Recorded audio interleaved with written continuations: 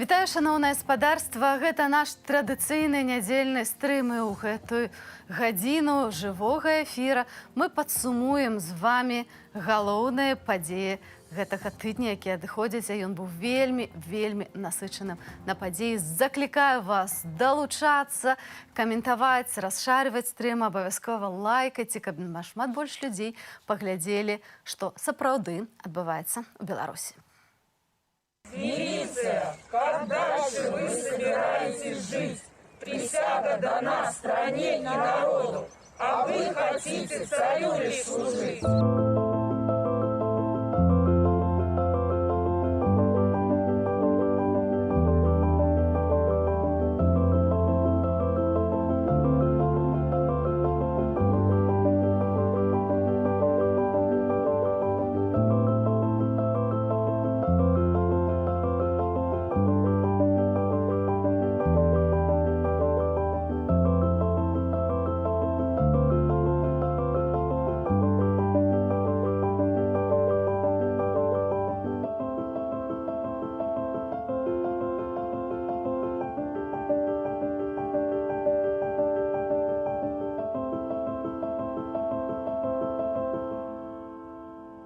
Пытаетесь страхи держать нас. Ну что же, мы не забудем про вас. Не ждите вы пенсий, вы и достойны. Квартиры тоже придется отдать. Мы не забудем, сапраўды, сёння абмяркуем з вами все то самае важнае, што адбылося ў нашай краіне. Шановнае спадарства, як вы думаеце, колькі палітзняволеных на сённяшні момант у Беларусі? Афіцыйна паводле праваабарончага цэнтру «Весна» гэта 406 палітычных вязняў. Гэта акурат на сёння на 23 траўня. Але рэальна іх нашмат болей.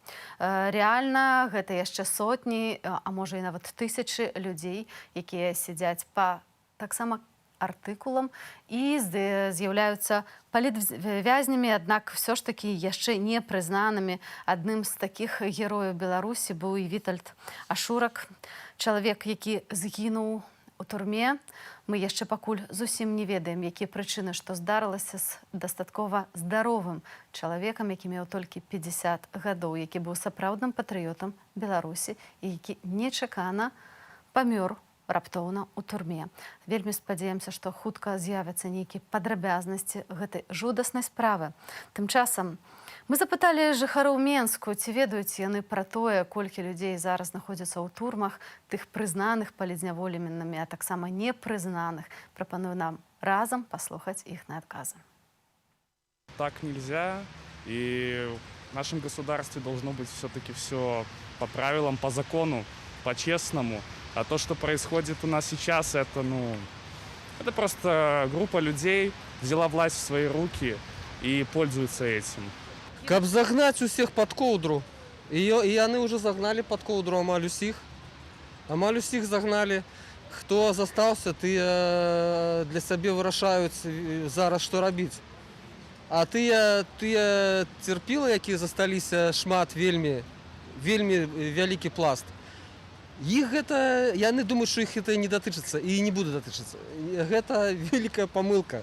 Грустно видеть, когда люди возвращаются из заключения побитыми, ведь это плохо говорит, в принципе, о нас еще и на международной арене. Не то чтобы я сильно как-то интересовался мнением той же Европы и так далее, но тем не менее надо сохранять лицо, правильно.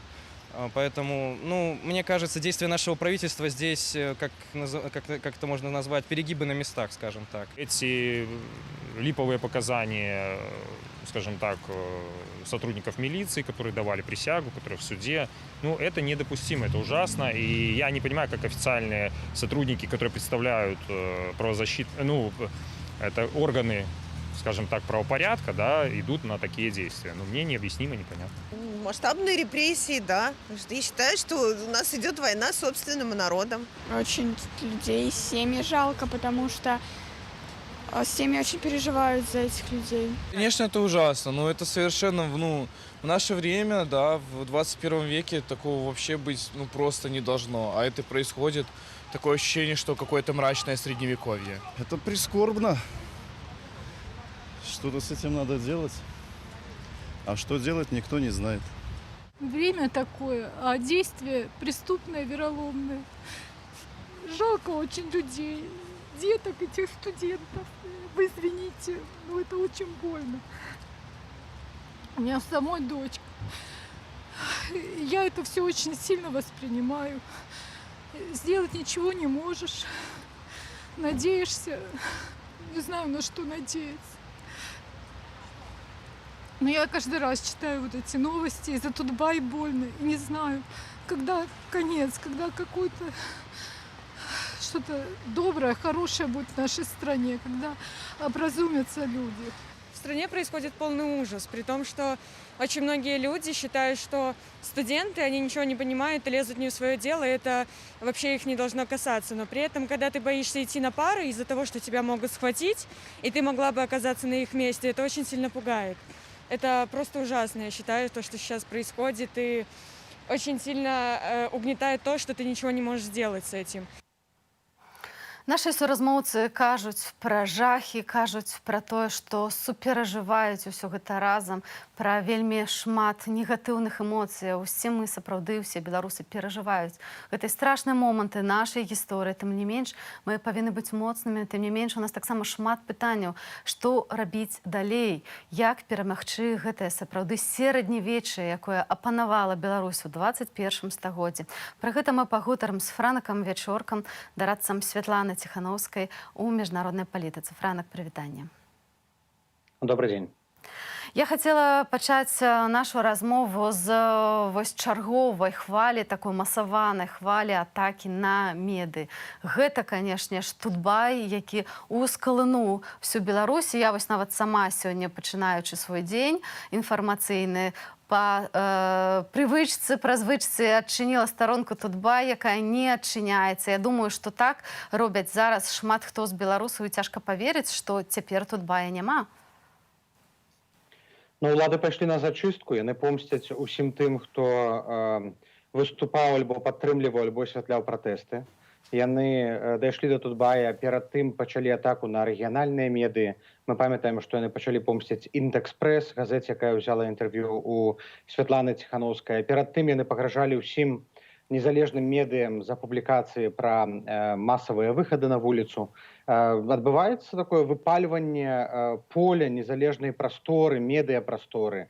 Яны атакуюць і недзяржаўныя арганізацыі, атакуюць актывістаў, нават атакуюць тых, хто піша лісты ў турмы палітвязням. Тут мы бачым такі пераход ад аўтарытарнай мадэлі кіравання да таталітарызму, поўнай зачысткі грамадзянскай супольнасці. Тое, што казаў Макей, што яны зачысцяць грамадзянскую супольнасць у адказ на санкцыі, гэта пачынае збывацца. Яны помсцяць за тое, што беларусы паўсталі супраць дыктатарскай улады. Тым не менш, вось наш канал, які цягам 13 гадоў свайго існавання зазнаў ужо шмат атакаў, але сёння, не сёння, на гэтым тыдні уварваліся ў нашу студыю, дзе здымалася ток-шоу «Кожны з нас».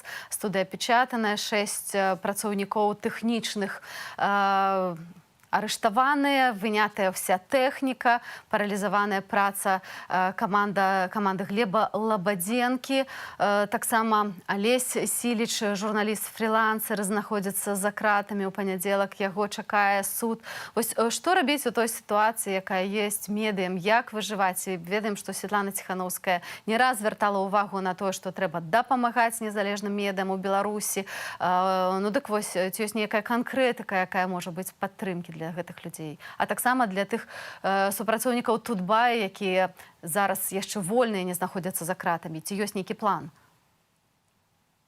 Медыі – гэта аснова грамадзянскай супольнасці. Калі не будзе журналістыкі, калі не будзе рэпартэраў, не будзе асвятлення падзеяў, то не будзе і актывістаў, і праваабарончых арганізацыяў. Гэта базіс для пабудовы грамадзянскай супольнасці. Таму зараз, знішчаючы медыі, улады пазбаўляюць беларусаў магчымасці самаарганізоўвацца. Медыям, журналістам, тым, хто зараз аказаліся пад ударам, вельмі важна аказваць максімальную дапамогу. Мы звярнуліся да Уршулі ван дэр Ляен, да Барэля. Мы напісалі міністрам замежных справаў Францыі, Германіі, Італіі, Іспаніі і Польшчы, каб тэрмінова запусціць праграму падтрымкі незалежным медыям. Зараз неабходная дапамога. Адвакаты для журналістаў, якія знаходзяцца ў турмах, больш за 25 чалавек, цяпер альбо пад пераследам, альбо ўжо асуджаныя. Гэта дапамога абсталявання. 29 супрацоўнікаў медыя дакладна зараз знаходзяцца за кратамі. Ну, вось бачыце, гэта лічба, на жаль, расце. Лічба, на жаль, І нам расце, зараз так. неабходна проста узмацніць тыя інструменты, якія ёсць, але і даць магчымасць медыям працягваць працу. Калі некаторыя журналісты могуць тэрмінова рэлякавацца часова ў суседнія краіны, каб працягваць працу, трэба гэта зрабіць. Таму што калі мы згубім медыі, нам потым будзе вельмі цяжка аднавіць вось гэтую грамадскую актыўнасць. Ну і безумоўна, мы падалі спісы тых суддзяў і пракурораў, якія ажыццяўлялі справу супраць Тутбая, а таксама тыя імёны, якія мы ведаем, звязаныя з атакай на Белсад. Мы будзем спрабаваць, каб гэтыя імёны трапілі ў санкцыйныя спісы. І 4-й санкцыйны пакет, і ў 5-й санкцыйны пакет. Таксама мы на сувязі з міжнародным крымінальным судом. Мы ведаем, што шэраг міжнародных НДА падалі справу ў Гаагскі трыбунал. Мы будзем зараз прасоўваць, лабіяваць, каб пачалося вось гэтае pre-examination, папярэдняе расследаванне справы атакі на грамадзянскую супольнасць на медыю Беларусі. Таму што вось гэтая беспакаранасць, якая зараз у краіне проста начальства, яна павінна быць спыненая. Спыніць яе можна толькі праз міжнародны ціск і праз інструменты міжнароднага кантролю і судовыя інстанцыі. Мы ўсе былі сведкамі таго, як за Тутбаем мурам у сталі Беларусі ў сеці з'явілася вельмі шмат акцыяў падтрымкі. А вось мы запыталі гамельчукоў, што яны думаюць пра гэтую атаку на Тутбай. Давайте послухаем их отказы. Крайне отрицательно. Я сейчас в замешательстве, где новости читать. Бывают статьи, которые не всегда соответствуют действительности. Я не думаю, что Тутбай чем-то отличается от других. Но, в принципе, прессовать СМИ без повода нехорошо, но, возможно, повод был. Что сделала плохого Тутбай? Освещает то, что происходит в стране. Сайтов может быть миллион. Каждый человек выбирает себе то, что ему понравится. Вот и вся проблема. А зачем запрещать? Так можно все закрыть, если на то пошло. Тоже неправильно. А зачем раздавить? Хотят, пусть общаются, пишут. Мы же в свободной стране. Государство должно знать меры определенные. То есть нельзя злоупотреблять властью. Как в Северной Корее скоро будет, так вот мы и относимся. Полный беспредел. Должна быть по-любому оппозиция и свобода слова. Это одна из самых известных белорусских компаний, бренд. Одна из самых высокотехнологичных. Одна из самых первых. Да? Это как бы символ своего рода, да, этой страны. Но эту уберут, уничтожат. Какая дальше будет? Пока мы все такие... Молчаливое согласие у нас, потому что у нас нет возможности, нет выхода из этой ситуации. Пока вот так вот в стране происходит. Плохо то, что лишают просто людей средств массовой информации. И так у нас мало таких, знаете, надо, чтобы было разнообразно. Я не против режима никакого, конечно, но нужно, чтобы было разнообразие. Тутбай было нормальное. Она нужна для того, чтобы люди имели выбор, они знали разное мнение. Не только там где-то на одном месте почитать, где предоставляют определенную точку зрения, на разных местах. У людей должен быть выбор своего мнения, чтобы они могли сложить его.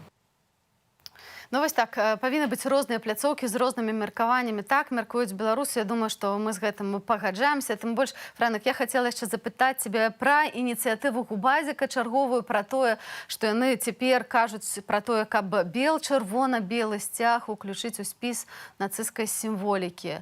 Што гэта такое? Навошта яны гэта робяць? І калі яны хочуць уключыць у спіс нацысцкай сімволікі чырвона-белы сцяг, то тады такім жа чынам трэба включыць і трыкалор расійскі, бо пад ім таксама маршыравалі нацысты. Відавочна, што ўсе абвінавачванні супраць чырвона-белага сцяга надуманыя, фальшывыя. Мэта іх это задушыць вось гэтую актыўнасць, ідэнтычнасць, якая прабудзілася ў 2020 годзе. Таму што это была не толькі рэвалюцыя супраць фальшавання выбараў, гэта была рэвалюцыя за нацыянальную годнасць. Беларусы падаставалі чырвона-белыя сцягі, выходзілі з гербам пагоня. Беларускай нацыянальная ідэнтычнасць, якая драмала так шмат гадоў, яна на гэтых маршах пратэсту праявілася. Вось тое, што было ў падсвядомасці нацыі, яно паўстала, з'явілася. Вось гэтае сэрца народу, яно вывела людзей на вуліцы. І чырвона-белы сцяг, ён пакрыў сабой вось гэты рух. І зараз бел-чырвона-белы сцяг задушыўшы, ўлады спадзяюцца, што яны трошкі прыдушаць, прыгасяць гэтае адчуванне нацыянальнага ўздыму. Ім вельмі важна вярнуць Беларусь у гэтую савецкую дрому, вось у гэты постсавецкі анабіёз. Таму мы павінны дабівацца таго, каб бел-чырвона-белы сцяг заставаўся на вуліцах, не здраджваць яму ні ў якім разе. І на міжнароднай арэне мы будзем таксама патрабаваць, каб бел-чырвона-белы сцяг, а таксама пагоня, герб пагоня, яны былі ўнесеныя ў спіс нематэрыяльнай спадчыны на міжнародным узроўні, каб улады не мелі права яго забараняць, а каб беларусы мелі права выходзіць са сваімі сімвалямі і на вуліцы сваіх гарадоў і выступаць у падтрымку пераменаў у інтэрнэце. Ну, мы бачым, што цяпер бел-чырвона-белы сцяг дзейнічае на так званых сілавікоў, вось як проста чырвоны ануча на быка, і мы ведаем, што проста кожнае спалучэнне гэтых колераў, яно становіцца рэальна небяспечным для людзей. Як у вокнах дамоў, так мы памятаем справу з проста коробкай ад тэлевізара, дзе не мела нічога супольнага са сцягам, але гэта было проста выпадковае спалучэнне колераў. Чалавек трапіў на сотні за шкарпэткі, за ўсё, што заўгодна. Што цяпер рабіць беларусам? Вось як праявіць сваю нацыянальную ідэнтычнасць у том выпадку, калі рэальна вельмі моцна прэсуюць нават за спалучэнне колераў? Я ўжо не кажу проста пра сцягі. Ну, я думаю, што самае важнае гэта быць максімальна крэатыўнымі, шукаць магчымасці дэманстрацыі сваёй пазіцыі не толькі праз вывешванне бел-чырвона-белых сцягоў, але і праз удзел у нейкіх агульных флешмобах. Вось пару дзён таму назад НАУ запусціла акцыю з белым колерам, так, што хадзіць у белым. Некалькі актывістаў ініцыятываў онлайн прапануюць мяняць аватаркі на бел-чырвона-белыя. Зараз усё пад пагрозай, зараз любая актыўнасць пад пагрозай. Таму тут трэба проста шукаць варыянты. Я ведаю, што я адчуваю, і мы зараз нам шмат пішуць з рэгіёнаў, што ў рэгіёнах, напрыклад, людзі, чытаючы гэтыя навіны пра забарону Тутбая, пра смерць Вітольда Ашурка, яны раптам зноў пачынаюць вот так актывізавацца, самаарганізоўвацца. Многія там вывешваюць балёнікі бел-чырвона-белыя, кветкі бел-чырвона-белыя, высаджваюць у дварах сваіх дамоў. Шукаць усе магчымыя прасторы. Улада спрабуе звузіць прастору актыўнасці нашай вось да міліметровага вось гэтага дыяметру. Так? Нашая задача прабіцца туды і гэтыя дзверы пашырыць максімальна. Яны будуць звужаць, яны будуць заганяць нас у гетта, маргіналізаваць. Але мы павінны заставацца там, пашырацца, максімальна займаць все тое, што нам даюць, і ні ў якім разе не адступаць. Тое, што ў нас ёсць, мы не павінны ім аддаць назад. Тое, чаго мы дабіліся ў восень мінулага года, мы павінны ўтрымліваць гэтыя пазіцыі наколькі магчыма. І дзякаваць Богу, за намі бальшыня беларусаў стаіць. Дзякаваць Богу, за намі стаіць увесь цывілізаваны, дэмакратычны, свабодны свет. Яны будуць у гэтым падтрымліваць. Але мы не павінны не здраджваць сваім героям, не здраджваць тым, хто сядзіць у турмах, не здраджваць сваёй сімволіцы. Можна гаварыць па-беларуску. Калі забараняюць бел-чырвона-белы сцяг, без праблемаў. Гаварыце па-беларуску. Да рэчы, пашырэнне беларускай мовы, яно ўжо як бы натуральна пайшло, я думаю, ад жніўня. І все тыя, хто карыстаецца беларускай мовай у штодзённым жыцці, яны заўважылі, што ўсё больш і больш людзей адклікаюцца, ці прынамсі спрабуюць размаўляць па-беларуску, і гэта абсалютна цудоўна.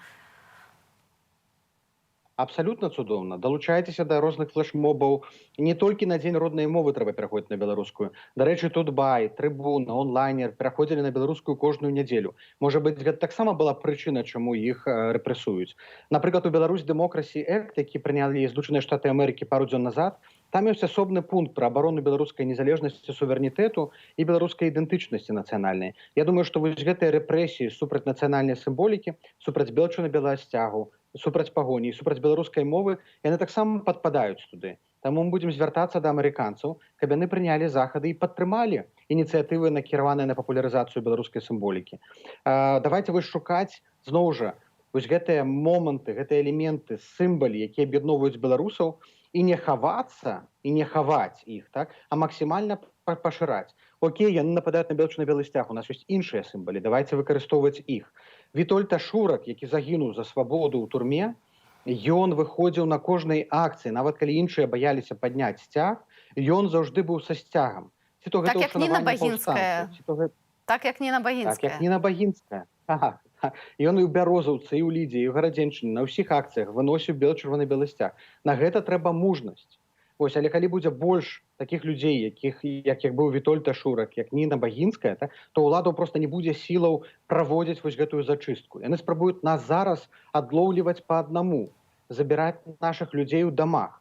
Таму нам трэба шукаць магчымасці самаарганізацыі, супольнага дзеяння, каб у іх не было магчымасці нас вынішчаць, нейтралізаваць, забіраць па аднаму.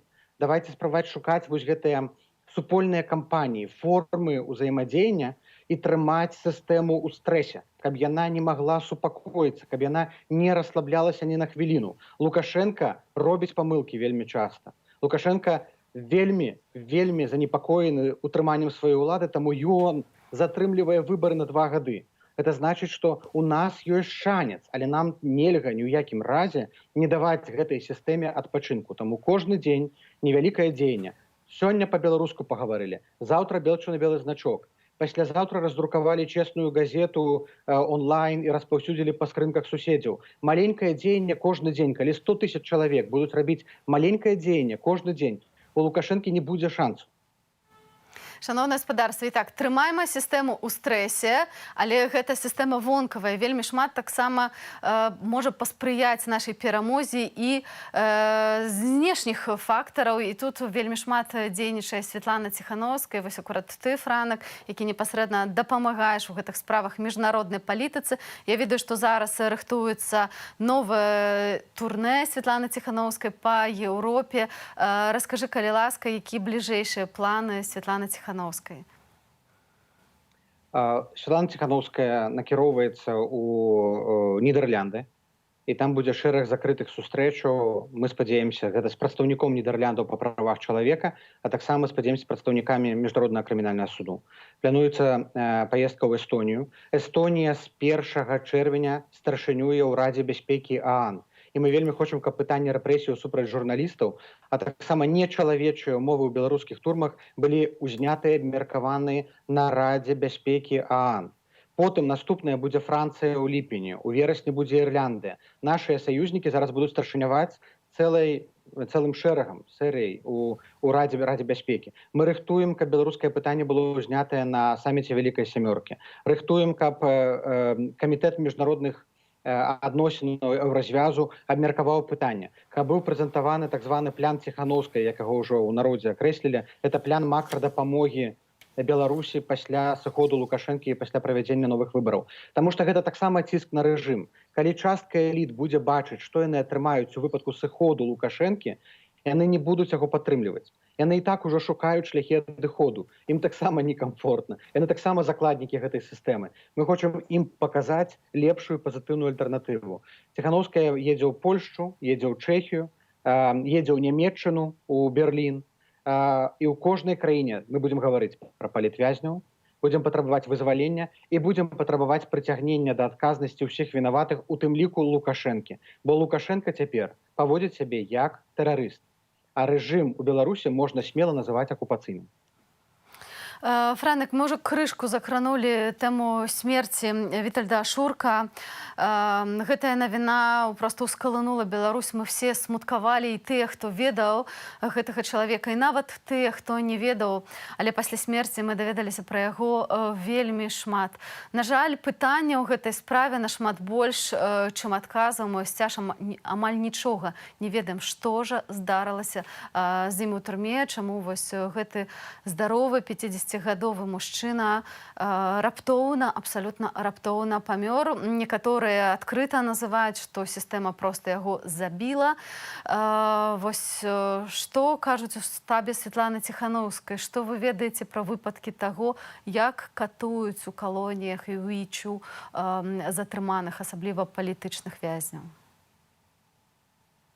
Самая вялікая праблема, што палітычныя вязні не маюць доступу да медыцынскай дапамогі. Тыя, хто прайшлі праз турмы, ці праз Акрэсціна, ці праз Калёні, ці бывалі ў Жодзіна, каб дабіцца прыёму да лекара, каб памералі ціск, каб нават калі ў вас каранавірус, каб атрымаць элементарныя лекі, дапамогу і абследаванне, вам трэба змагацца. А часам, калі вы скардзіце на здароўе, вас вывозяць на калідор і б'юць. На Акрэсціна заліваюць падлогу хлоркай, не даюць свежага паветра. Палітычных адмыслова трымаюць у найгоршых камерах. Ігар Лосік казаў, што кожны раз, калі ён скардзіўся, яму пагаршалі ўмовы ўтрымання. Акрамя гэтага выкарыстоўваюць ізаляцыю камунікацыйную таксама як спосаб пакараць, калі вы скардзіся. Так ці інакш, Вітольд Ашурак быў забіты гэтым рэжымам.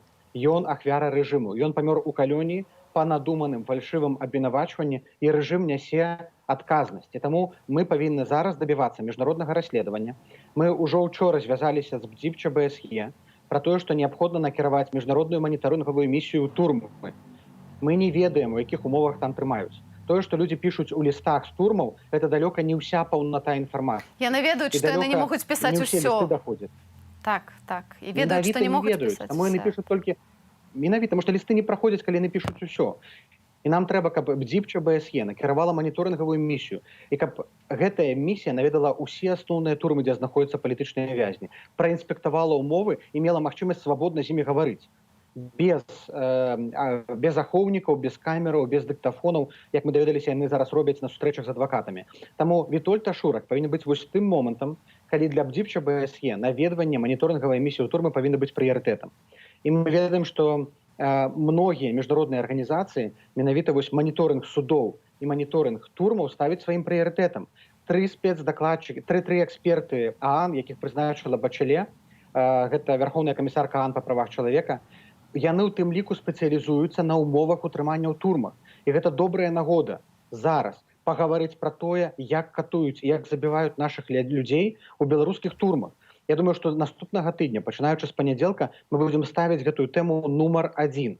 Каб людзей вызвалілі, аказвалі максімальную дапамогу, каб яны мелі камунікацыю са сваімі сваякамі і ўрэшце рэшт, каб дабіцца адказнасці.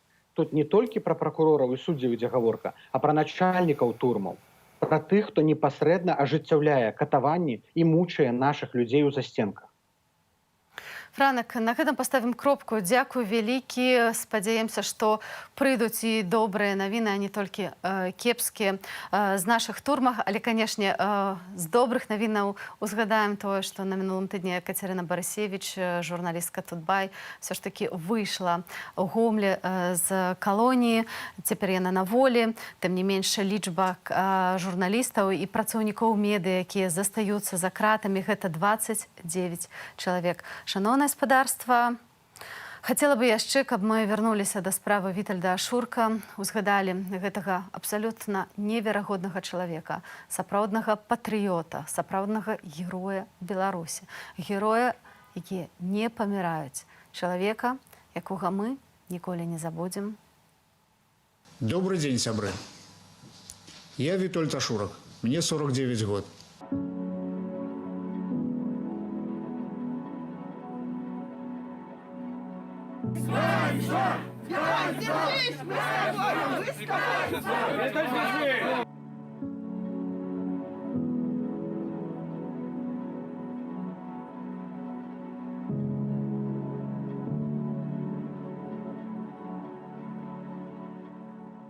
Лукашенко начнет убивать заложников. Поэтому я здесь стою, чтобы вернуть закон Беларусь, чтобы вернулась наконец-то свободная пресса.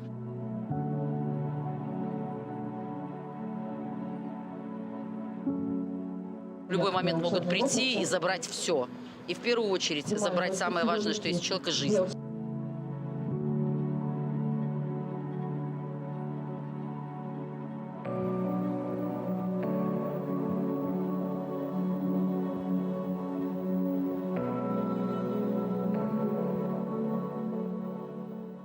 Режим Лукашенко никого не жалеет. Если это было не прямое убийство, то, по крайней мере, это его заключение являлось тем катализатором его смерти.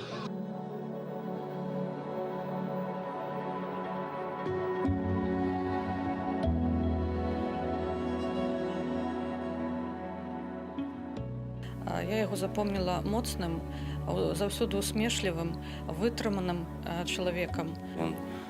Выходзіў на такія акцыі, якіх ніхто ўвогуле не рабіў. Там адзіночныя пікеты супраць шклозавода ў Бярозаўцы, розныя іншыя акцыі.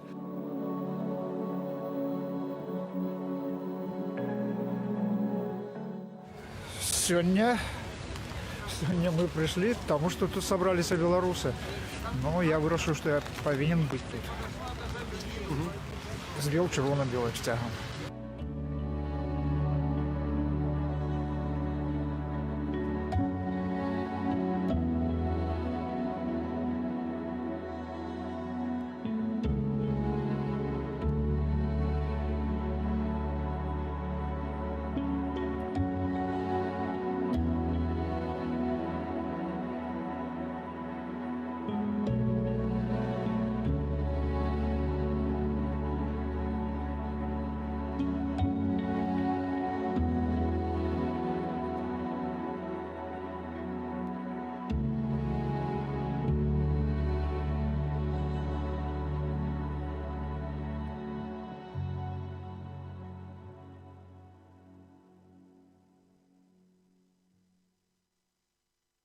будем памятать наших героев.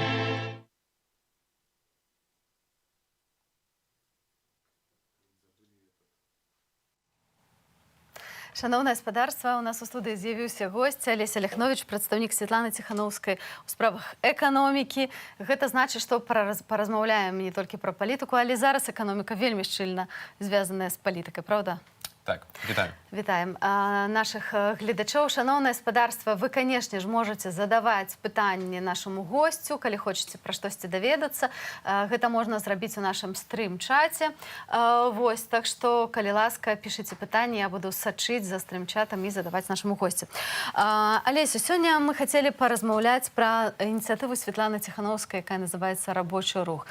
Зараз гэта вельмі важна. Гэта ініцыятыва, тут гаворка ідзе пра тое, каб об'яднаць усе тыя высілкі, усе тыя розныя прафсаюзы, якія кожны вось у сваім прадпрыемстве як бы займаецца, штосьці там дапамагае людзям. Вось. Але глобальна цяпер гэта называецца рабочы рух. І чаму вось яны заклікаюць да стачкі? Чаму гэта магчыма цяпер? А было невыканальна ў жніўні, калі ўсё ж такі быў такі ўздым пратэстаў, уздым настрояў. Чаму вы думаеце, што цяпер гэта можа атрымацца? Па-першае, рабочы рух — гэта не толькі працаўнікі дзяржаўных прадпрыемстваў, гэта таксама працаўнікі прыватнага бізнеса, гэта медыкі, гэта настаўнікі, выкладчыкі, студэнты, ІП і гэтак далей. То бок гэта значна шырэй, чым тое, што асацыюецца са словам «рабочы». Але з іншага боку, все мы рабочие, бо мы все працуем. Так, ну я просто кажу, што звычайна асацыяцыя адразу з дзяржаўнымі прадпрыемствамі. Насамрэч, рабочы рух — гэта значна шырэйшая ініцыятыва.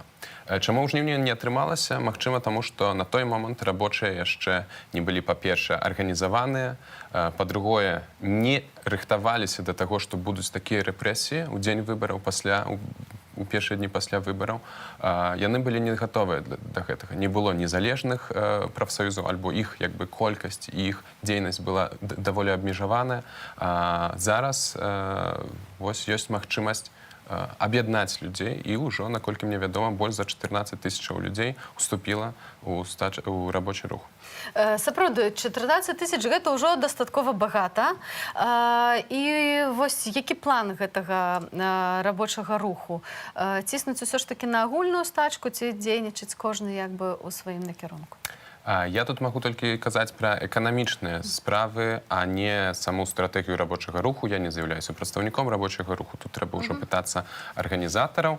Але тое, што я магу сказаць, гэта тое, што пасля 26 гадоў кіравання Лукашэнкі беларуская эканоміка ў такім стане, што мы маем самы меншы мінімальны заробак, самы нізкі ў Еўропе, і трэці самы нізкі сярэдні заробак пасля Малдовы і Украіны, якія, хутчэй за ўсё, яшчэ сёлета абгоняць Беларусь.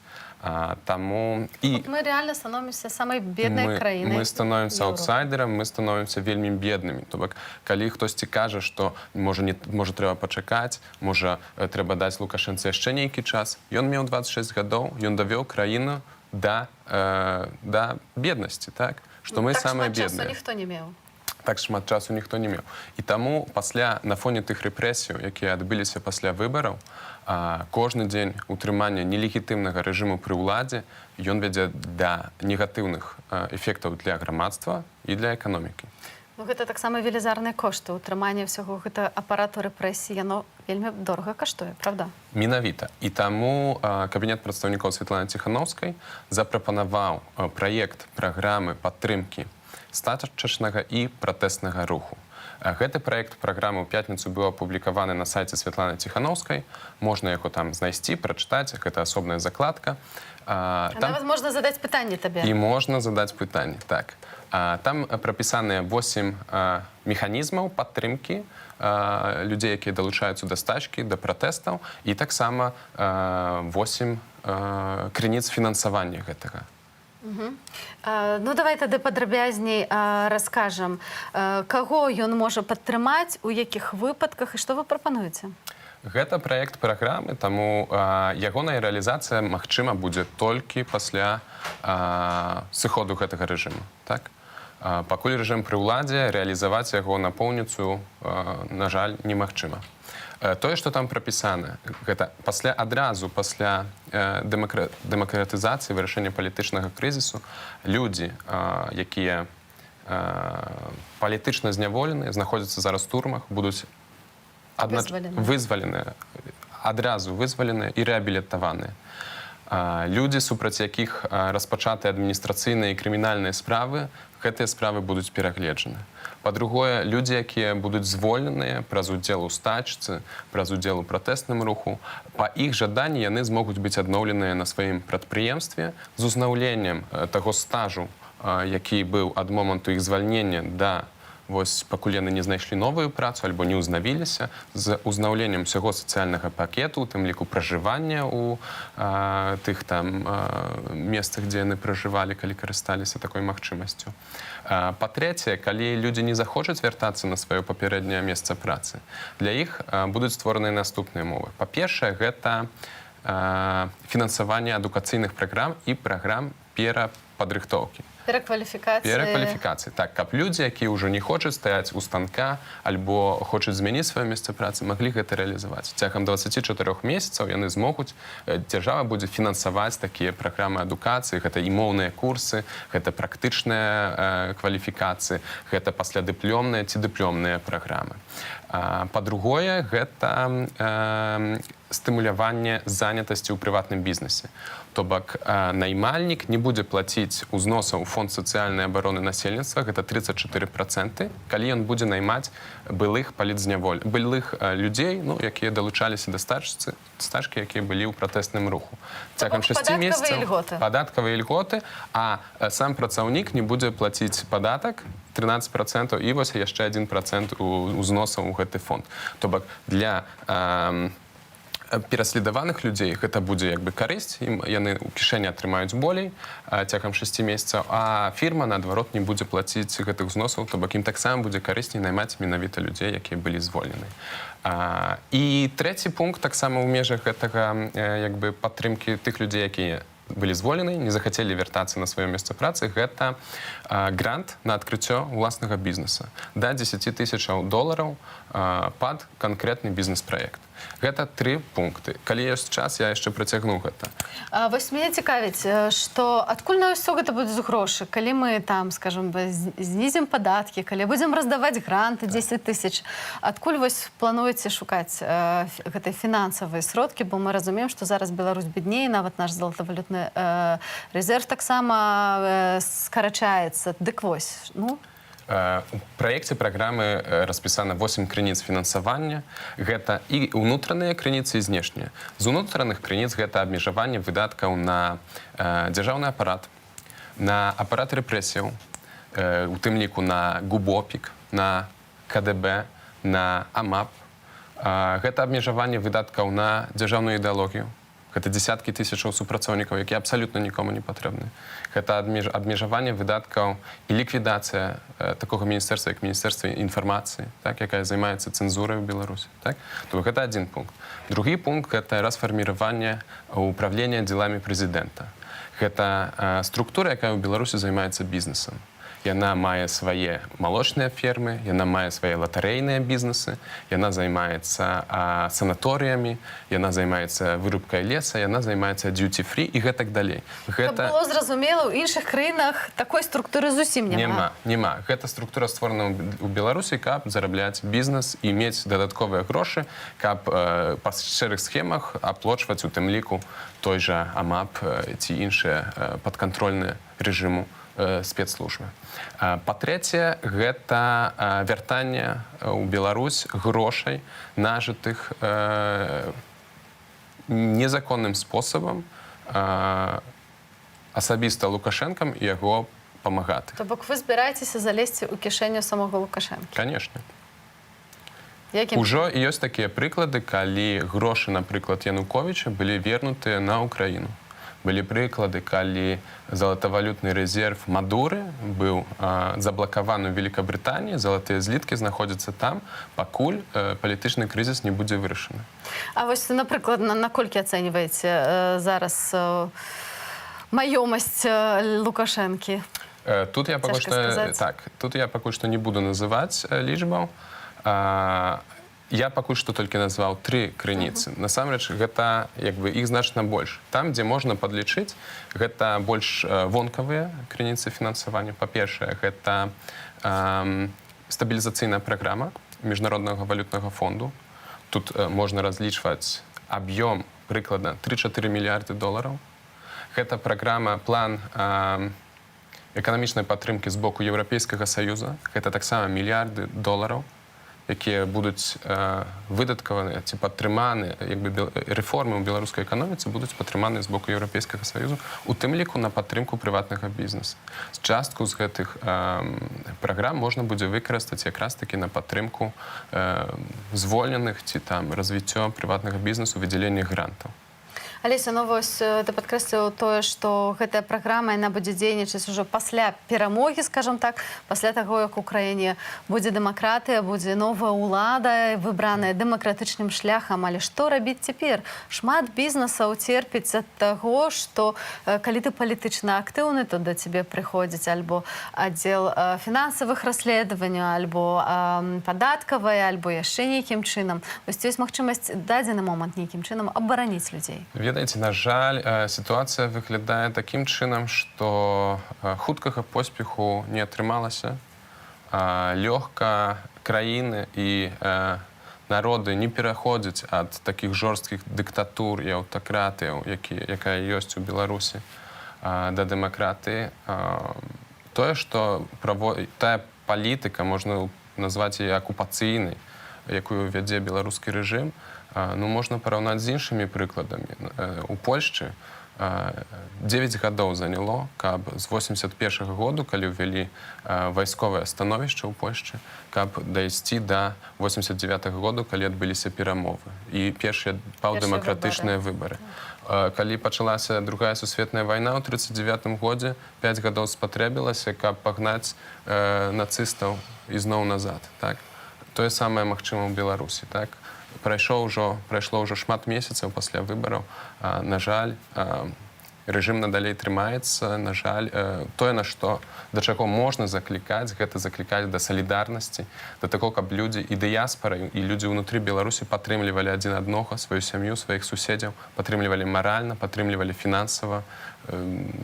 То бок у салідарнасці наша сіла на сённяшні дзень, і гэта тое, дзякуючы чаму мы можам перажыць гэты сапраўды цяжкі час. Дзякуй вялікі, Алеся Ліхновіч, прадстаўнік Святланы Ціханаўскай у эканоміцы, быў маім гаспадарства госцем у нашым сённяшнім нядзельным стрыме. А цяпер прапаную нам усім разам перанесціся ў Вільню, пазнаць гісторыю Ярослава Григор'ева, які раней быў сакратаром БРСМу. Уяўляеце сабе? А потым разачараваўся ў рэжыме Лукашэнкі. Ёсць такія людзі, і насамрэч іх вельмі багата, і нават вымушаны быў з'ехаць з краіны. Давайте паглядзім.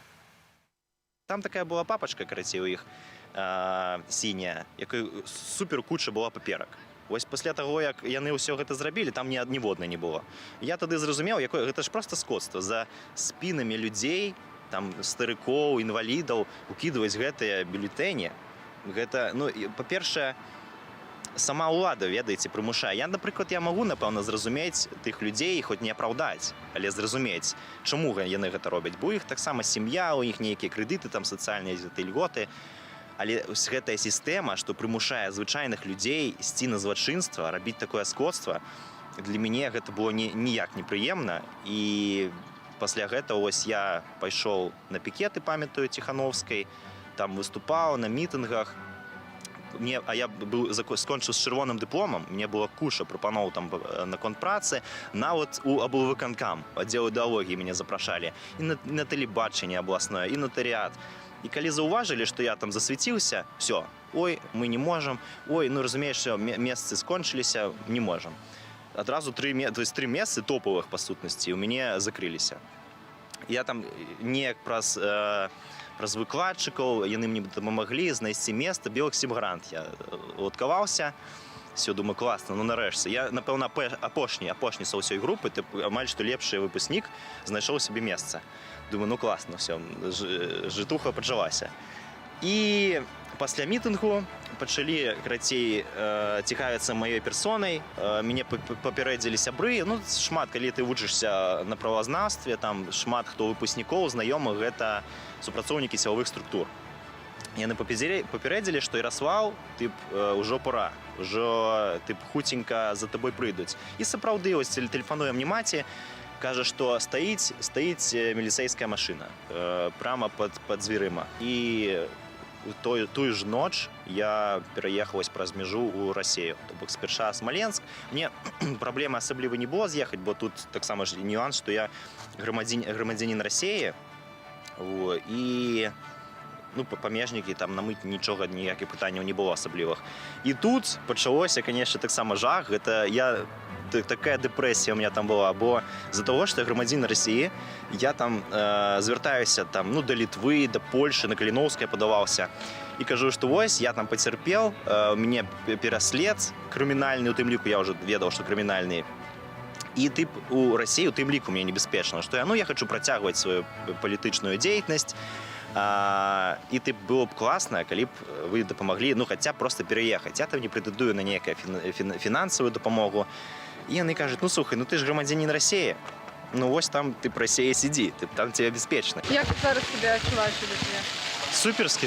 Нарэшце мае сябры свае, беларусы, вось зараз мы на роўным прабеге, таму нарэшце ёсць магчымасць зноў праяўляць сябе ў актыўнасцях, у змаганні, таму што для мяне, ведаеце, гэта стала ўжо вельмі асабістай справай, бо чапалі маіх сяброў, асабіста мяне, маю сям'ю, і, безумоўна, проста закрыць вочы на гэта, пачаць жыць звычайным жыццём, гэта, напэўна, немагчыма, бо калі гэта датычыцца асабіста цябе, то гэта вельмі складана прабачыць і забыць. А тым больш, калі, па сутнасці, ўся краіна, увесь твой народ знаходзіцца, ну, напэўна, нават у рабстве, у канцлагеры, і вызваліць яго, гэта мой доўг, нават у пазамежжы, гэта доўг кожнага беларуса, які апынуўся тут. Дзякуй, канешне, літоўскім уладам, Літве за тое, што дапамаглі, за тое, што прынялі, нарэшце адказалі. Таму будзем змагацца, будзем жыць далей, і барацьба не спыняецца ніколі. І сапраўды, барацьба не спыняецца. Мы сёння размаўлялі пра палітыку, пра эканоміку, а цяпер паразмаўляем пра спорт.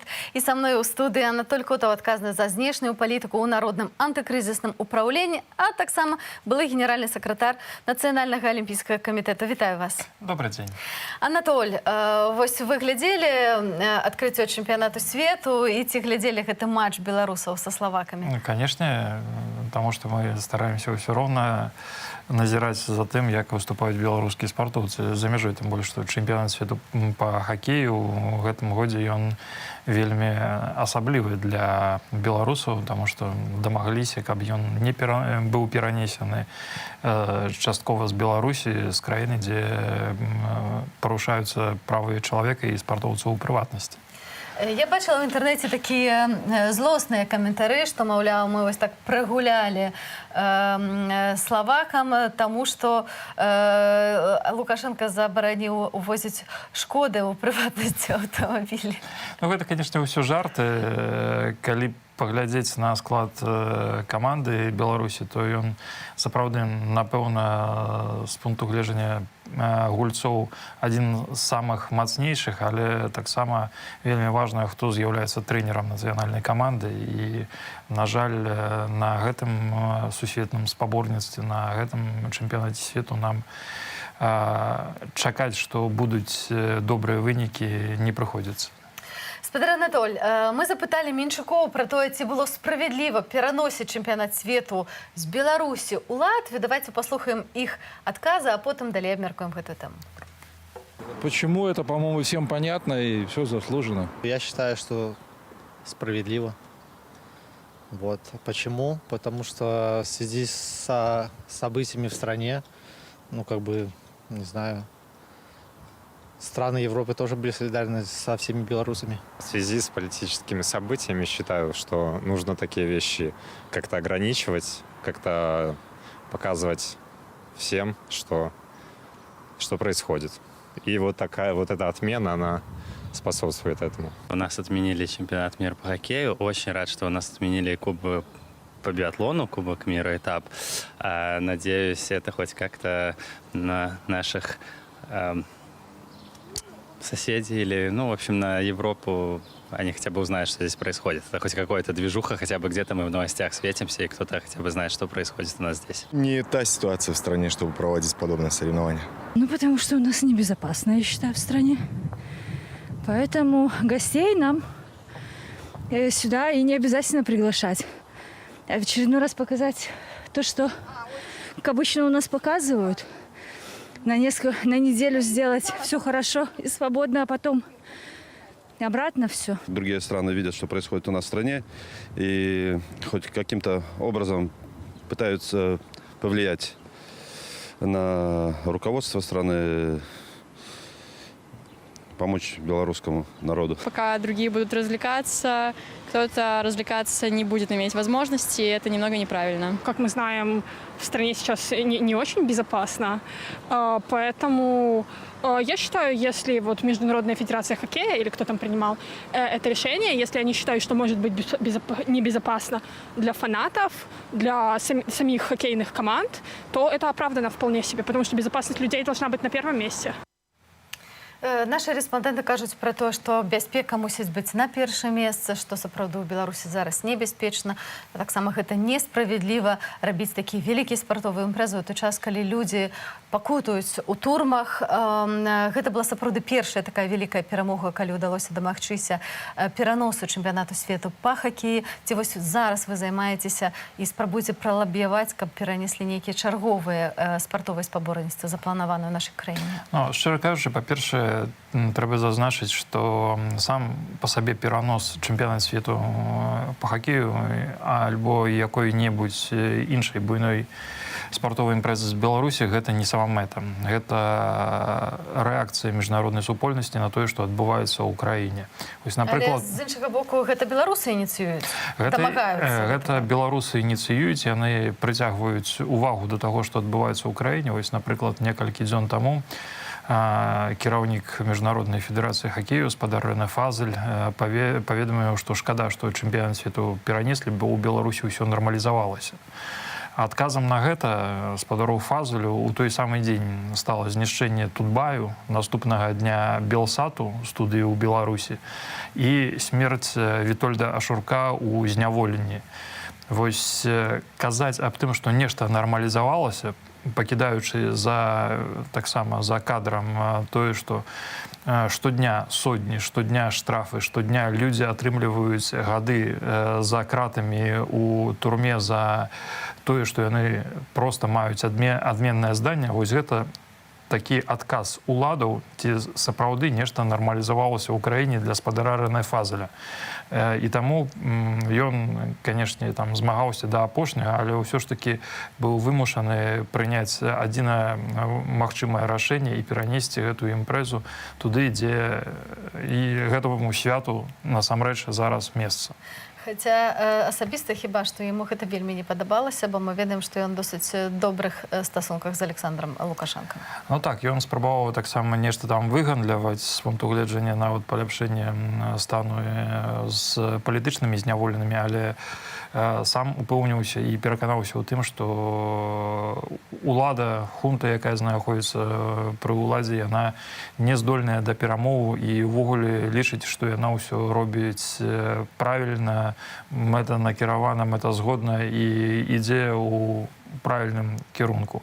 Таму вось спадару Рэне Фазелю таксама можна запытацца у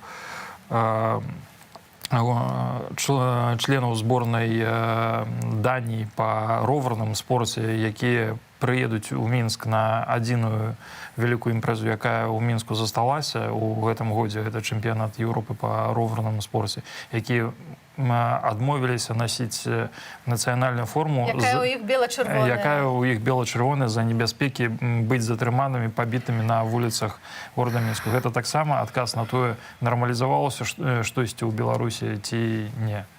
І яшчэ адзін палітычна-спартовы акцэнт на гэтым тыдні – гэта блакаванне старонкі Sports.ru, расійскай старонкі, прысвечанай спорту, але яе заснавальнік – гэта беларус Дмітрый Навоша.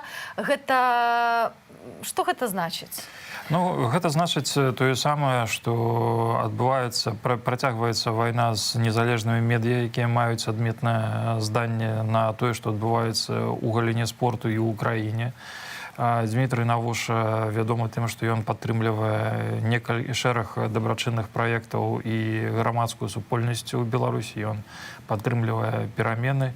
Таму таксама на штучных падставах са спасылкай на тое, што партал нібы парушае заканадаўства ў галіне электронных гульняў, ён быў заблакаваны на тэрыторыі Беларусі. Хаця можна дзівіцца таму, што ўвогуле нейкае абгрунтаванне шукалі для таго, каб зачыніць чарговае незалежнае медыя ў Беларусі. Зараз усё вельмі проста робіцца, без аніякіх тлумачэнняў.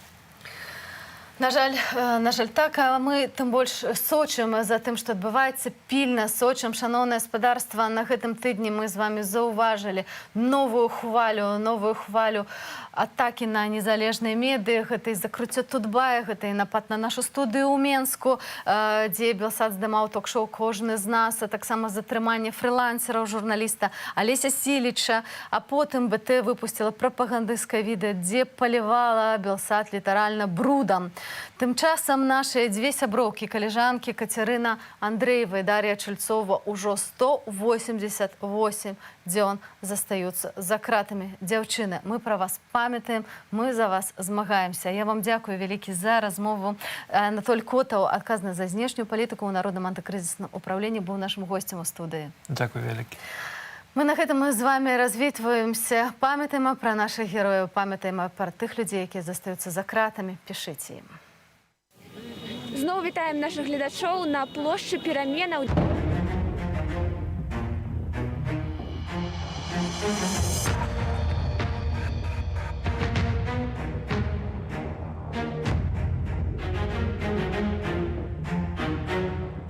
Час ад часу мы былі вымушаныя класціся на падлогу.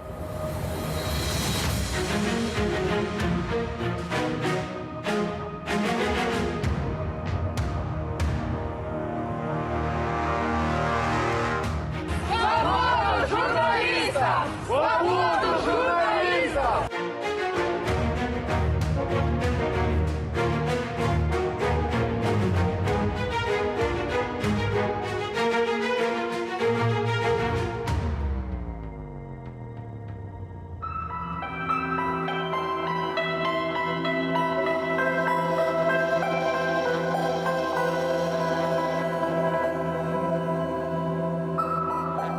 Каб дайсці да крамы або прыпынку, некаторым жыхарам вёскі Стан трэба прайсці сапраўдную паласу перашкод. Застацца ў сухім абутку не атрымаецца.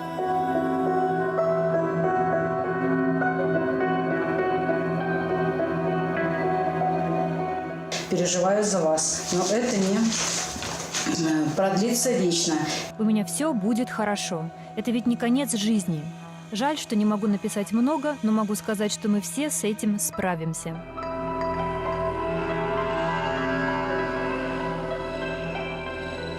Вот это комната, где, в общем, выросла Катя. Здесь Катины снимки.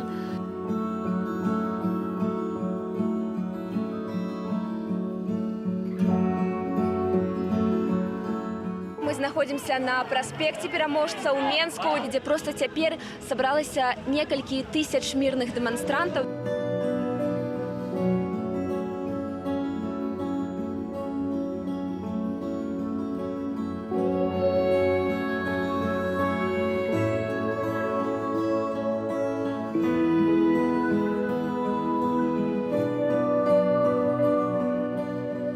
Это перший лист. Теперь вы видите, что мои слова не были пустым звуком. Я и правда не собиралась никуда уезжать. Самое удивительное, что я не испытываю злости, обиды, жажды мести к тому, кто принял решение поступить так с нами, со мной. Моральное состояние спокойное, готовность ко всему.